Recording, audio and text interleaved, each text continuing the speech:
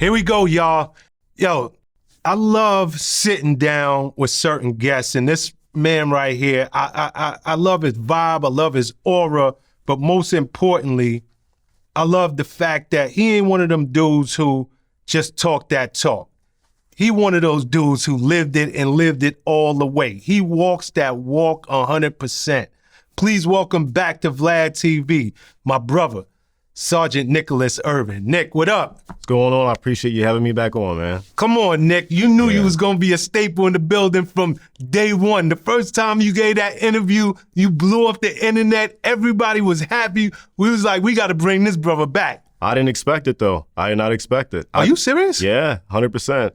I grew up, but I've watched Vlad TV, you know, in my earlier years, and I never would have expected to be on, let alone, you know, to have like the impact and watching the video be shared and stuff like that, the clips or whatnot being shared online and TikTok. It was weird scrolling through social media and like, that guy looks familiar, and seeing my face on it was weird, but I appreciate it. Nah, I mean, you got one of them stories that's riveting. Like we all go to the movies, and we go to the movies because we want to be entertained. But your freaking life, I'm not saying it's entertainment, but your life, listening to it, it's riveting. It literally has you clinging to every one of your words.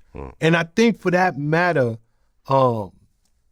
people were just so impacted by your story, but more important, you're super poised. It's like yeah, I don't know what it is. I don't know. It's I think having lived it, you know, I've had that dream since I was a kid, so I actually haven't lived it, and I don't know, it just feels like partly a dream, and the other part I think that contributes to who I am now is like the family lifestyle. You know, having a kid nowadays, and it's mainly like the kid. How old's your son now? 7, just turned 7 November. Nice. Yeah, 7, nice. So yeah, it's weird. Okay, so for a person like you, what does having a son really do for you? Oh my gosh. They can do 2 things. For me, it can like bring you back down from that guy you used to be in the military, that strict guy, or it could carry on. But the other half is like just being a dad. It's hard to describe. It's like a little mini me, but it's hard to put myself back into a 7-year-old's mindset. So when he's being a smart mouth or having his little issues, it's hard for me to bring myself back down from who I am to a 7-year-old's mindset. So it's a game, I guess, but it keeps me on my toes. It's never stagnant being a dad. Yeah. So I'll find solace in that, I guess. Nah, being a parent is one of the most enjoyable experiences that we will ever have. Stressful too, though. Extremely stressful. My hair is falling. Come on, man, your hair falling out. I'm looking at you. Coming in. It's stressful. You know something, speaking of parents, and I want to just go backwards to familiarize people with just a bit of your story, and then we'll work on up into what's going on today. Your parents were in counterintelligence. That's right. What exactly did they do? They would intercept communications during the Cold War. So with Russia or the Soviet Union, they would intercept like Morse code signals, radio signals, decipher them, and I don't know what they did with the information after that. I just knew they were stealing it, deciphering it, decoding it, and sending it off to somewhere else. I believe like the NSA during that time. What branch of the military were they in? They were in the Army too. Both? Both of them, yeah. So my dad trained my mom when she was a new recruit or new, I don't know what you would call her. She was a new soldier coming in to learn the counterintelligence field, and my dad trained her up, and it was like all she wrote after that. I popped out. Then we moved to Florida, Orlando, or I forget where it was, in Pensacola, Florida. Pensacola, gotcha. Yeah. Got you. One of the greatest boxers to ever lace up a pair of gloves is from Pensacola, Florida. Damn. Roy Jones Jr. Roy Jones Jr. Okay, yeah. My brother used to box with Roy Jones Jr. No way. Yeah, I didn't know I had a brother. I thought he was my friend when I first met him. We were like 3 or 4 years old. I didn't find out he was my brother till a little bit later on, and we got back in contact. And come to find out he was he's like been in the streets and stuff like that. But to get him out, Roy Jones Jr. had I guess caught wind of him, and he was boxing, training up with Roy Jones for a little bit, but then fell back into the street lifestyle. Now, Roy Jones is one of the best that ever did it. Oh, yeah. You know, Captain Hook. There you go. Yeah. He did it. He made it look easy. Oh, yeah. My God. Okay. You know something.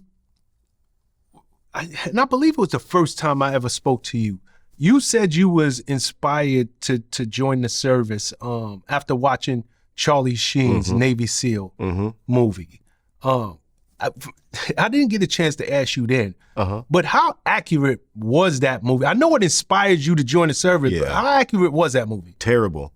Not accurate. It was not accurate at all. It was the flair and all the cool guy stuff that I guess it appealed to me, but what they were doing and the equipment they had was all like I'd never seen any of it.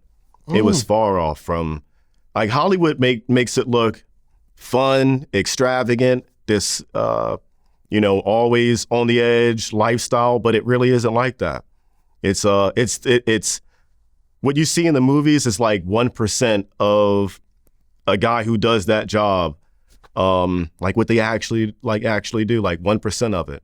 Most of this stuff is really boring, to be honest with you. You're doing a lot of repetitive missions, repetitive tasks, and it all kind of bleeds together. You got that 1% to where you get the movie scenes where the explosions, the rockets, dudes jumping out of planes, getting blown up. It's like 1% of that. But not luckily, but like 2009, that 1% happened like every single night for my last deployment for like 4 months straight. Just about 4 months. That 1%. Yeah, it was intense. It caused a lot of guys to get out. It changed people's perceptions and on life too.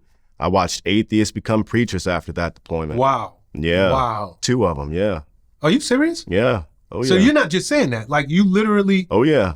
Guys who didn't believe anything, that deployment messed a lot of people up. It was such a small group that to have all that stuff happen in a 12-hour time span was that intense, like big time. I was talking to one of my guys last week, reached out to him, or he reached out to me, and we had, went back into the topics of, that last deployment, that last mission that we did. And it was, it sticks with guys forever. And to us, it feels like yesterday or last week. I can still see things, smell things, but yeah, it changed everybody's. If you were a part of that mission, it changed your life in a good way or a bad way. Some guys killed themselves too.